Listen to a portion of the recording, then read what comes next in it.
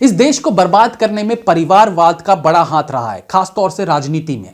कांग्रेस के रूप में जिस तरह का खेल हमने इतने सालों में देखा और अब तक देखते आ रहे हैं, जहां पूरे देश की कमान इतने सालों तक एक परिवार के हाथों में कायम रही, और हालात ये है कि अगर आज कांग्रेस दोबारा इलेक्शन जीत जाए तो प्रधानमंत्री की सीट ये राहुल गांधी या प्रियंका वाड्रा को देने से नहीं हिचकेंगे। भले ही कांग्रेस का एक सबसे छोटा पार्टी वर्कर भी राहुल गांधी से ज्यादा समझदार हो, ज्यादा राजनीति समझता हो, पीएम ये फिर भी राहुल गांधी को ही बनाएंगे। यह है परिवारवाद की राजनीति। अखिलेश यादव का परिवार अगेन इसका एक बड़ा उदाहरण है, जहां परिवार का शायद ही कोई सदस्य होगा जिसे एमपी या एमएलए ना बना दिया गया हो। खुद मुलायम सिंह यादव जी ने कहा था कि कोई अपने बेटे को मुख्यमंत्री नहीं बनाता, हमने बनाया। खैर, समाजवादी पार्टी का तो परिवार इतना बड़ा है कि उसकी गहराइयों में घुसेंगे तो डूबते चले जाएंगे।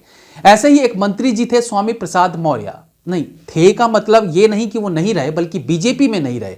योगी जी के कार्यकाल में उन्होंने कैबिनेट मंत्री के तौर पर लेबर एंड एम्प्लॉयमेंट एक्सचेंजेस का पदभार संभाला, और इलेक्शंस होने से ठीक पहले उन्होंने बीजेपी को बाय कहते हुए समाजवादी पार्टी के खेमे में चले गए। कारण पूछने पर उन्होंने बताया कि यहां सब ठीक नहीं है, आरक्षण के मामले में निम्न जाति के साथ ठीक नहीं हो रहा है, यह सरकार सवर्णों पर ज्यादा मेहरबान है, फलाना ढिंकाना, जो हर एक नेता बोलता ही है। हालांकि उन्हें इस बात को कहने में शर्म महसूस नहीं हो रही थी। इतने साल मिनिस्ट्री में रहते हुए उन्होंने कभी इस बात के लिए शिकायत नहीं की कि यहां ऐसा कुछ हो रहा है, और जैसे ही उन्हें दिखा कि अब बीजेपी छोड़ना पड़ेगा कि तभी उन्हें दुनिया की सारी बुराइयां बीजेपी में दिखने लगी। लेकिन असल में मामला यहां यह था कि स्वामी प्रसाद मौर्य इसे कांग्रेस पार्टी समझने की गलती कर बैठे, जहां वो अपने पूरे परिवार को जनता के पैसों से चलाने का इरादा रखते थे।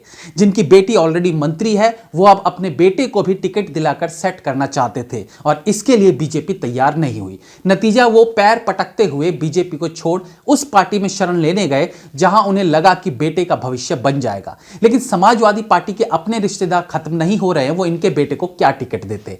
तो भैया अब पछताए क्या होत जब चिड़िया चुग गई खेत। लेकिन क्या करें, ये राजनीति है, यहां देख समझकर चलना पड़ता है। खैर, 2 दिन पहले उनका एक इंटरव्यू हुआ जिसमें सबसे पहले उनसे बीजेपी छोड़ने का कारण पूछा गया, तो वही तोते की तरह रटा रटाया जवाब उन्होंने दिया। अब अपने मुंह से कौन कहेगा कि हमारे बेटे को टिकट नहीं दिया तो हम छोड़कर चले आए।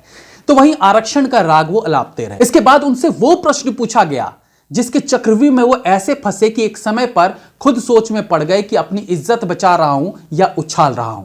दरअसल उनसे पूछा गया कि इतने सालों में आपने किया क्या, युवाओं के रोजगार के लिए आपने क्या किया। आप तो खुद श्रम रोजगार मंत्री थे, या आपको 14 जनवरी को अचानक से लगा कि बीजेपी तो एंटी ओबीसी है, ये तो कुछ कर नहीं पा रही है। आपने अपने मंत्री रहते क्या किया।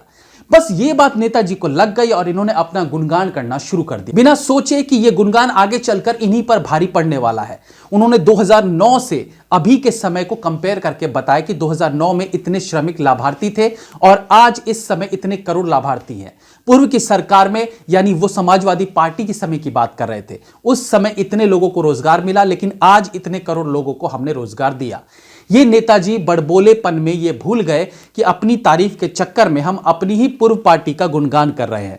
ऑब्वियसली जब ये रोजगार देने की बात करते हैं तो वो योगी जी के कार्यकाल के दौरान की बात कर रहे हैं, जबकि कुछ देर पहले ही वो बीजेपी पर हमला बोल चुके हैं कि ये पार्टी ऐसी है वैसी है, और दूसरी तरफ लगे पड़े हैं अपनी तारीफों के पुल बांधने में। और फिर एंकर ने भी बोल ही दिया, ये तो लग रहा है जैसे आप योगी सरकार की तारीफों का पुल बांध रहे हैं। तो ऐसे नेताजी भी होते हैं, स्वार्थी, जिन्हें अपने परिवार से मतलब होता है। उसके लिए चाहे उन्हें किसी भी गलत पार्टी में जाना पड़ जाए या किसी भी ऐसी पार्टी को छोड़ना पड़ जाए जहां से उन्हें भरपूर सपोर्ट मिला हो, मंत्रिमंडल में जगह मिली हो। और ऐसे नेताओं को कहते हैं बेपैंती का लोटा।